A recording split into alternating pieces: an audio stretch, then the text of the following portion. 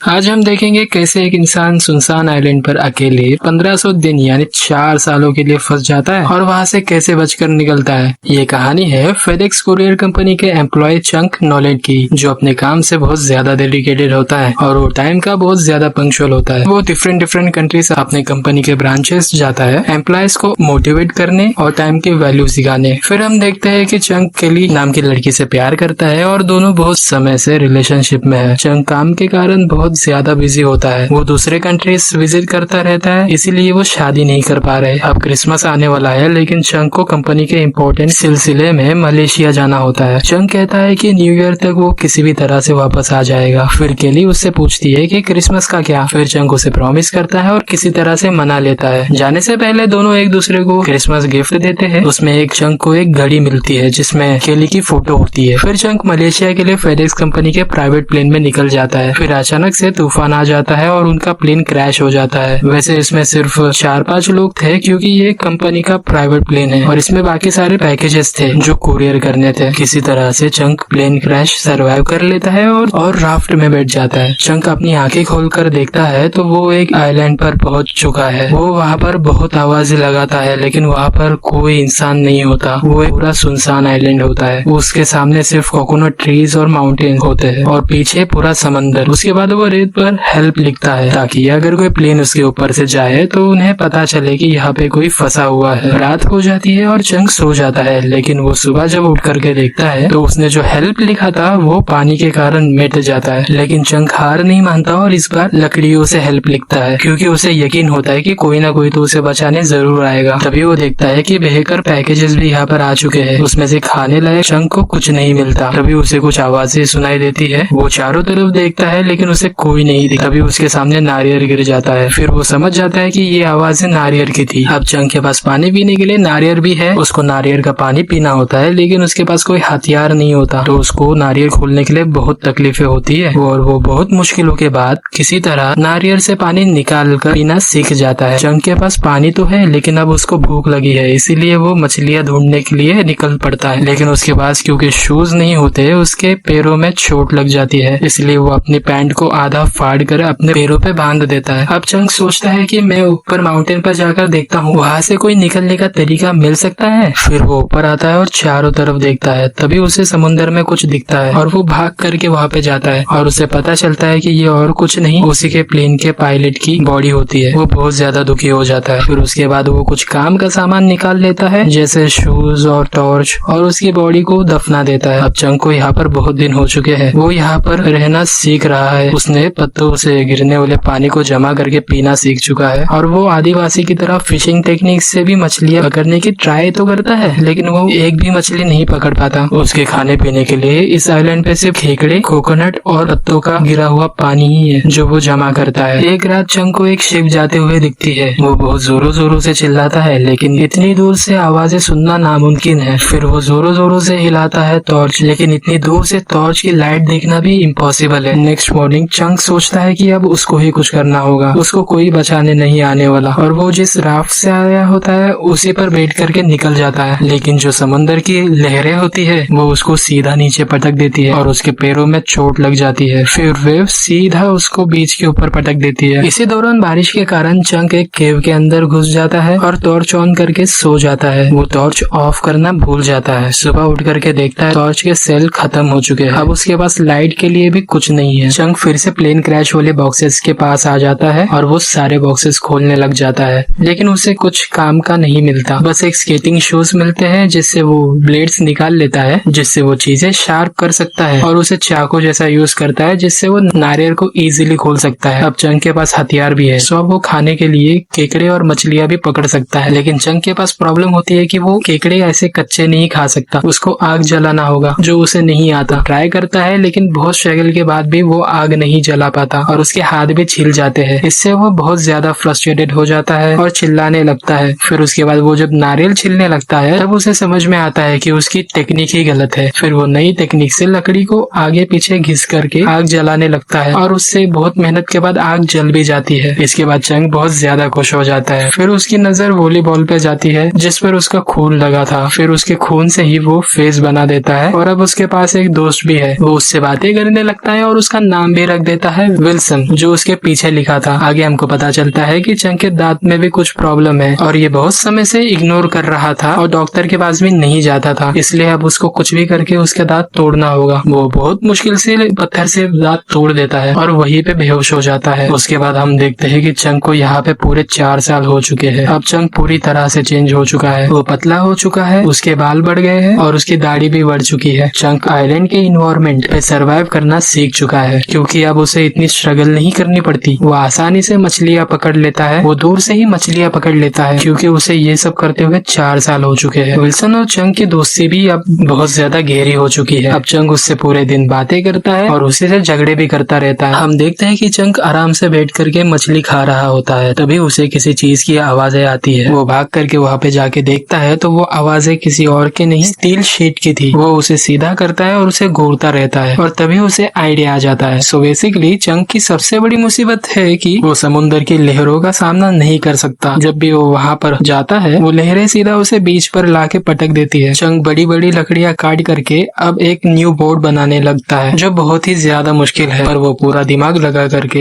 एक प्लान बनाता है कि जब हवाएं आएगी तब वो यहाँ से निकलेगा। हम देखते हैं कि तेज हवाएं आने लगती है और वो विल्सन को अंदर रख करके निकल जाता है। उसका प्लान काम करने लग जाता है। वो बहुत खुश है कि अब वो लहरों का सामना कर सकता है, लेकिन चंग को कोई आइडिया नहीं होता कि उसको मदद या फिर से जमीन कब देखने के लिए मिल सकती है। लेकिन अब वो ऐसे पॉइंट पर आ चुका है कि पीछे जाने का कोई सवाल ही नहीं होता। वो उम्मीद के साथ आगे बढ़ने लगता है, लेकिन ये कोई आसान काम नहीं है। इसके बीच में चंग को लहरों, तूफान और न जाने कितने परेशानियों का सामना करने पे मजबूर हो जाता है। लेकिन चंग को खाने पीने की कोई प्रॉब्लम नहीं होती, क्योंकि उसको जब भी भूख लगती वो फिशिंग कर लेता, बारिश का जमा किया हुआ पानी पी लेता था, जिसके लिए वो बहुत सारे नारियल लाया था। लेकिन लहरों और हवाओं के वजह से एक रात चंग बहुत ज्यादा मुश्किल में फंस जाता है। किसी तरह चंग तो बच जाता है। तभी हम देखते हैं कि उसका एक लौता दोस्त पानी में गिर जाता है और जब तक चंग को पता चलता है बहुत ज्यादा देर हो चुकी होती है। चंग ट्राई तो बहुत करता है लेकिन विल्सन तक नहीं पहुंच पाता। इससे चंग बहुत ज्यादा दुखी हो जाता है, क्योंकि उसका एक लौता दोस्त जिससे वो पूरे दिन बातें करता था वो उसके साथ नहीं है। अब बहुत दिन गुजर चुके हैं। चंग इतना ज्यादा थक चुका है कि वो कभी भी मर सकता है। तभी उसके पीछे से एक शिप गुजरती है और चंग अपना हाथ ऊपर करता है और वो लोग चंग को नोटिस करके बचा लेते हैं। चंग घर वापस आ चुका है, लेकिन वो देखता है कि सब कुछ बदल चुका है। उसके सारे फैमिली मेंबर सबने उसका फ्यूनरल भी कर चुके हैं। चंग केली के घर आता है, लेकिन अब केली की खुद की फैमिली है, उसने भी शादी कर ली होती है। कुछ देर बातें करने के बाद दोनों डिसाइड करते हैं कि उन दोनों के रास्ते अब अलग हो चुके हैं। चंग केली ने दिया हुआ गिफ्ट उसकी घड़ी वापस करके कहता है कि फैमिली की अमानत फैमिली के पास ही रहनी चाहिए, इसे तुम ही रखो। लेकिन उसकी फोटो वो अपने पास ही रख लेता है और जाने से पहले केली चंग को किस करके कहती है कि वो आज भी उससे उतना ही प्यार करती है, लेकिन वो अपना परिवार छोड़ करके नहीं आ सकती। चंग भी चाहता है कि केली अपना परिवार ना छोड़े। जाने से पहले केली चंग को उसकी गाड़ी वापस कर देती है, जिससे चंग की पुरानी यादें जुड़ी होती है। चंग गाड़ी में बैठता है और निकल जाता है। फिर हम देखते हैं कि चंग अपने दोस्त के साथ बैठा होता है और कहता है कि मैं उस आइलैंड पर मर सकता था या फिर मैं खुद ही आत्महत्या कर लेता, जो कि मैं करने ही वाला था, लेकिन मैंने नहीं किया। केली के लिए मैं बीमारी से भी मर सकता था, लेकिन मैंने अपने सांसें नहीं छोड़े केली के लिए। और वो बहुत ज्यादा इमोशनल हो जाता है। हमको भले ही केली और वॉलीबॉल से ज्यादा अटैचमेंट ना हो, लेकिन ये दोनों चंग के साथ बहुत समय तक थे, इसीलिए वो इतना ज्यादा इमोशनल हो जाता है। फिर हम देखते हैं कि चंग ने एक और पैकेज अपने पास ही रख लिया था, जिस पैकेज को उसने कभी नहीं खोला और उसने सोच लिया था वो जब भी घर पहुंचेगा वो ये पैकेज जरूर से डिलीवर करेगा। ये भी एक रीजन था चंग के हार नहीं मानने का। चंग डिलीवर तो करने आ जाता है, लेकिन घर पर कोई नहीं होता, तो पैकेज वो वहीं पे रख के एक नोट लिख देता है कि this package save my life, thank you चंग नॉलेज। उसके बाद चंग डिसाइड नहीं कर पा रहा था कि वो कहाँ जाए। तभी एक लेडी गाड़ी से आती है और वो चंग से कहती है लगता है तुम खो चुके हो। चंग कहता है रियली। फिर वो लेडी गाड़ी से उतरती है और चंग को चारों रास्ते के बारे में बताने लगती है। फिर वो चंग को बाय कहती है और चली जाती है। तब चंग उसकी गाड़ी को घूरता रहता है और देखता है कि ये तो वही विंग्स है जो उस पैकेज पे थे। चंग पीछे घूमता है और चारों तरफ देखने लगता है। फिर चंग उसी तरफ देखने लग जाता है जहाँ से वो लेडी गई और जहाँ पे वो पैकेज डिलीवर करके आता है। फिर चंग स्माइल करता है और इसी के साथ ये कहानी यहीं पे खत्म हो जाती है। तो दोस्तों तुमको ये कहानी कैसी लगी मुझे कमेंट्स में जरूर से बताना और सब्सक्राइब भी कर देना। और क्या मुझे ऐसी ही कहानियां एक्सप्लेन करनी चाहिए ये भी जरूर से बताना।